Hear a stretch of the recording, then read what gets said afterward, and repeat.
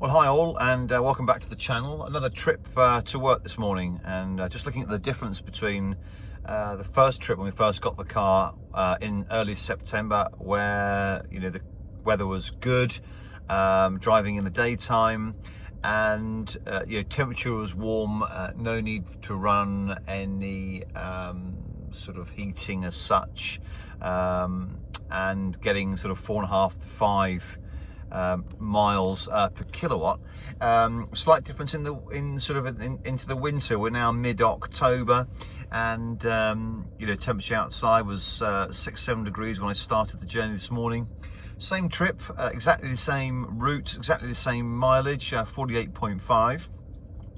And as you can see here, just looking at the average, 3.8 miles per kilowatt. Yesterday I got 4. I was getting between 4.5 and 5. So I'm starting work early this week. It's colder. My entire journey is at night time, so I'm obviously using the lights on the car. So yeah, that can make can make a fair bit of difference.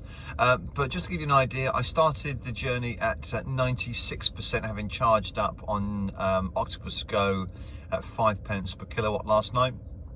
Put the best part of 30 kilowatts into the car, which was great.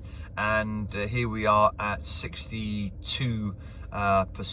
So what's that? 34% of the battery, which that's really good for us. The car's working pretty much as advertised, so I'll be able to get a round trip out of this again, even at this time of year. So we'll have to see what happens when we're in the depths of winter, when it's pouring with rain and we're getting and it's much cooler. But even with that, even with a 96% charge at the start of my journey, arriving here with 62, even if I took 10% off that and arrived here with sort of 55%, I should still arrive back at home with I should be able to still do a round trip without needing to charge.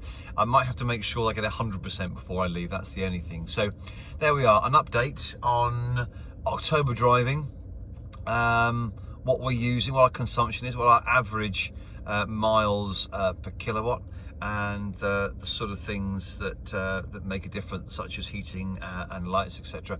One thing I did notice is the other day when it was raining, using the windscreen wipers, and then when you look at the EV settings on the car, I'll see actually just while I'm talking about that, I'll see if I can actually have that on the Evo usage here. So let me just move that over here.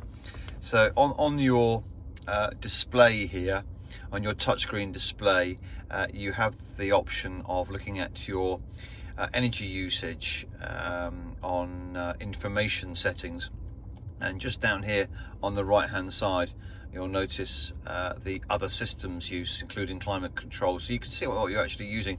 But when you actually apply the windscreen wipers, you can see there that they go on and off. As they go on and off, you can see the consumption rise.